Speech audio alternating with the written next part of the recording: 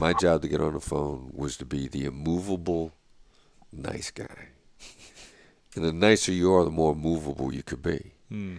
And forgive me for picking on Mr. Donald Trump right now. Mm-hmm. But, the style of being, you can be very aggressive or very assertive without being aggressive. And his style is, he wants to yell at people, he wants to intimidate his way in.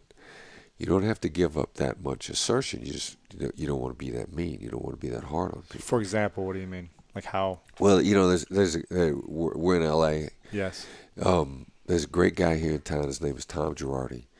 Voted top trial attorney in California several years in a row by the Bar Association. He gets voted top trial attorney so many times that when they put it on the front page, they say, again. Wow. So he comes in and he's a guest in my class at USC. And and I know he's a top trial attorney, but I don't know his style. I figure he's going to be an attack dog. Because I spent so much time in New York, I'm used to attack dog attorneys. And Tom walks into the class and he says, the key to negotiation is being nice and gentle. Now, what Tom does by being nice is get you to drop your guard. And Tom is an immovable, unrelenting opponent. And that's why he's so successful, and he's ridiculously nice about it. Like, he smiles and he chats with people, and he always talks about how we'll collaborate with each other in the future. You get into an argument with him, and immediately he'll bend it, where he's talking with you about how you and I are going to be successful together 10 years from now, or in the future, which is the same thing a hostage negotiator does. Like, if you're barricading a bank, I'm going to say, my first goal is to get you out of there alive. Well, I picked a point in the future that we can collaborate on. Tom Girardi does this instinctively, and he's just super nice about it. I mean, like, either you're going to cooperate with him because you like him so much, he's never going to let up on you, or more than likely you're going to say something accidentally. And he gets people saying stuff accidentally, and then he doesn't jump on you if you say something accidentally. Right. He lets you say so many things accidentally. What do you mean accidentally? Well, like, he loves to get people on uncovering emails that they never should have written. Like, if you send Tom an email saying, Tom, let's go have lunch together, he will not email you back saying okay. Because he doesn't put anything in emails, because that's a downfall of almost every single lawsuit. Somebody who's done something wrong is going to put it in an email. Wow. And Tom knows if he's nice to the other side long enough, he's going to figure out where those emails are. So, and that's what people do all the time. Lawsuits are uncovered. People get into trouble with what they put in emails. When they say, hey, they send an email to somebody else, they say, hey, we shouldn't be doing this. And a person sends an email back saying, like, yeah, it's okay, nobody's ever going to find out. Oh, my gosh. In today's day and age, people put stuff in emails. And so Tom knows he's just relentlessly nice, relentless, and the most charming guy you ever met in your life. Wow. So you don't have to be aggressive. Secret to gaining the upper hand in a negotiation is giving the other side the illusion of control. Now, I'm coming at you as a very control-oriented negotiator. Right. As soon as you don't struggle with me over control, you actually begin to gain an advantage. Because then you feel like you're in control. Right. And you don't have to try to gain it anymore. Right. I'm more than likely going to start dropping if I'm a control freak guy. If I want to talk all the time, I'm a control freak guy. Control freak negotiators who want to talk all the time, they feel out of control when they're not talking. So you want to get them to the point where they don't talk, but they don't talk because they're relaxed, not because they're trying to seize control. Right. So you did a real nice job with that. Now the only thing, another thing that we teach is, see, you're not going to give me a car. Right. And you're trying to make it sound like you were going to. Yeah. Now I teach how to say no. And then you want to feel other ways of saying it, because the real answer to that, just like at the very beginning of my book, you're supposed to look at me and say, how am I supposed to do that? So poise it back to a question. Right. A how question. An open-ended question. Well, not just open-ended, how. Okay. How is a key to life. Yes is nothing without how. See, and you could also start talking about how without talking about yes. So just say, you could say, how would I do that? Would I say, I'd love to get you what you need? How would I do that? Just how would I do that? How would I do that? So give them the control to figure out the solution. Right. how am I supposed to get you the car in that time frame? Mm. Because that's what you're trying to express. There actually is a time problem here. Right. In 60 seconds, how am I supposed to get you a car? Right, right. That's different than we can get a car. We just need 60 more seconds. Right. We need more time. Yeah, yeah. Right, because Okay. now I think you're ducking me. Okay. But if you instead you say like, how am I, of course the cars are out here right away. But first of all, I gotta tell everybody what we're gonna do. Mm. I don't need anybody to get surprised. Let's talk through the details of how this is gonna get done. Mm-hmm. In the meantime, what got you here in the first place? Mm. How do you find yourself into this kind of a situation? How do I make sure I get you out of there alive? The succession of how questions. How am I supposed to promise to get you a car if I don't know that she's going to come out alive? Mm. You take what you want and make it the path to what I want. Mm. How am I supposed to get you in here if it doesn't benefit me also? Right. So as soon as in any negotiation, what I want is now a means of getting what you want, then that changes the dynamic right away.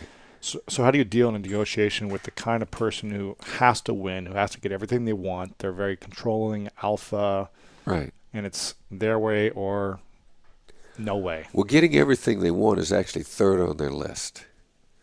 First of all, being in control is number one on their list, and that's emotionally satisfying. Mm. The second thing is the alpha type, which is, we refer to that as the assertive. The one thing that's more important to them than actually getting what they want is being respected and making sure that you know everything about what they're coming from.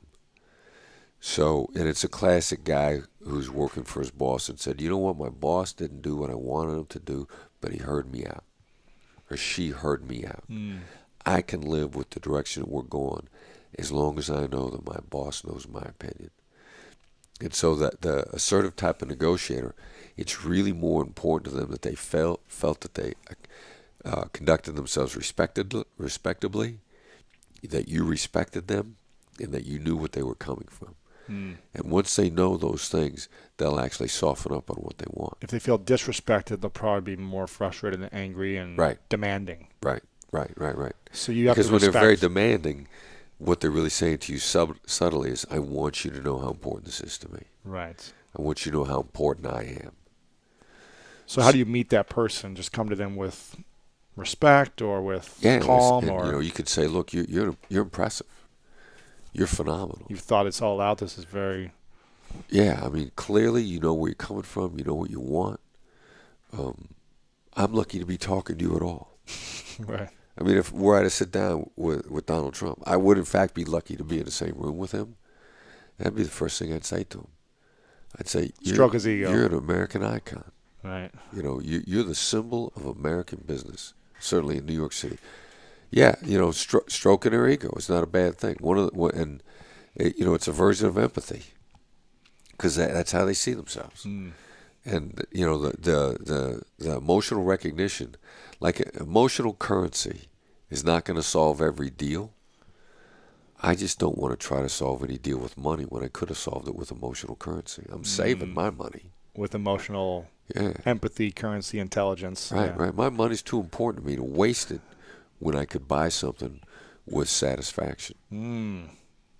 So yeah, Like that. I'm enormously tight with my dollars. And so many people, well, especially men in business deals, I feel like there's a lot of alpha men who are trying to get what they want. And so somehow they'll lose money because they're not able to have empathy, or they're not able to whatever. They're not able to drop their ego. Yeah, a lot of money's left on the table over stuff like that, or what they value themselves out. Like price is the most emotional term in a negotiation, because you value yourself based on price. But if I can get you to value yourself in another way, put you on a magazine cover. I mean, Stroke the ego in some other way. It used to be you get Donald Trump in any magazine you wanted to if you put him on a cover. Imagine the amount of time, and that used to be his deal. If you wanted to do an article on Donald Trump, the deal was he made the cover. And then he would knock himself out for the people doing the articles Oh yeah. on access, Anything. answering questions. Yeah. Imagine how valuable his time was. They got to cover it to the magazine anyway. They got to put somebody on it. Right. Now they're trading something that costs them nothing, Right. and he's giving them dynamic interviews. And he's promoting them hard, and he's sharing them with everyone. Yeah, He's exactly framing right. it everywhere. And Yeah. interesting. Yeah, so you're buying Donald Trump with emotional recognition. So what are the characteristics that make a great negotiator in your field, and also how do those translate into the business and relationship world, just in general, outside of? Well, let the other side go first. Most people they're burning with their argument. Here's why you should make this deal, and they've got that memorized, and they're not going to listen to a word you say till they get it out. So trying to talk to them is really like trying to talk to a paranoid schizophrenic, Right. because they're rehearsing their speech in their head and their logic, and so you just can't get through to them. So you let them go. You let them go first, and another guy, Ned Colletti, former GM of the Dodgers, friend of mine here in town, phenomenal negotiator. Mm-hmm. He's lectured at my class at USC also. And Ned always likes to let the other side go first. He did the Barry Bonds deal. He's done a ton of deals across the board. And Ned says, well, in a 2-hour phone call, there's going to be 90 seconds of solid gold, where the person I'm talking to, based on changes that they made in their tone of voice and the adjectives that they used, I mean, he's got an instinct for it. He couldn't identify. He just always say there's 90 seconds of solid gold, and I'd say, what is that? Right. And we talk it through, and he says, well, yeah, it's going to be a change in the tone of voice. It's going to be a different kind of adjective. So Ned wants you to go first because he wants to know what it's going to take to make the deal. What they want. Right. Yeah. What they're inspires burning them. for, or how they characterize what they have. Or what they're not saying too, maybe. Exactly right. What someone has failed to say is often a lot more important than what they have said, which is why I give it a little thought in advance. All right, what are they gonna say if they've got this? So I actually like to look for more of what they haven't said, what's glaringly missing, and that's going to take. I'm going to need you to walk through it a couple of times before that jumps out at me. Okay. Who are the most difficult people to work with then? Would you say it's the alpha people, or would you say it's the uncertain people, or what type of people are hard to work in negotiation with? You're talking about a little bit of a tight match, and that has a tendency. It's a little bit based on how bad I want to make the deal. Like, I don't like liars, or I don't like the most difficult people to work with in the long run are people who haven't thought anything through, which is as bad as a liar, only their heart's not in the wrong place. They don't know what they want specifically, or they don't know how they're gonna get this done. Which is, again, we go over and over again. I go over and over again. Yes is nothing without how. And the person who thinks like yes is going to make a deal, well, yes is not going to make a deal because you got to have how. How are we going to put this together? And someone that doesn't think things through, a lot of times they're actually kind of dysfunctional on their own side. So they'll make promises they can't keep, and they have no idea they can't keep those promises. right? And so when they take your deal, you think you've done a deal with them, they take it back to their company, and their company goes like, no, we're not doing this. This is a stupid idea. We can't do this. Sure. And that happens a lot. I think in a private sector, I've heard from a number of companies that fully 50% of the deals that they make that don't go through get killed internally because somebody cut a deal for them and they took it back to the company, and the company says, no, that violates our terms and conditions. Right. We can't deliver on that basis. So you're dealing with someone who just has doesn't have a clue as to what's going on their side. Sure. There are a lot of people like that. When you're making a business deal, what do you recommend as the amount of time to consider the deal before saying, yes, let's do it? Like, here's the deal points. Here's what you want. Here's what I want. Okay, should we sign it right away? Should we give it 24 hours? Should we take it to our team? Should it be a week? What's like kind of a standard, you think? Unless you've got something in line ahead of time. The company name is the Black Swan Group because we believe there's black swans in every negotiation, which is something you didn't know that as soon as you found out, it's going to change all the parameters. The deal. Gotcha. So you sit down at the table to find out the unknowns. Huh. And it's impossible to research all the unknowns. Plus, a lot of the unknowns, I'll find them a lot faster if I just ask you. Right.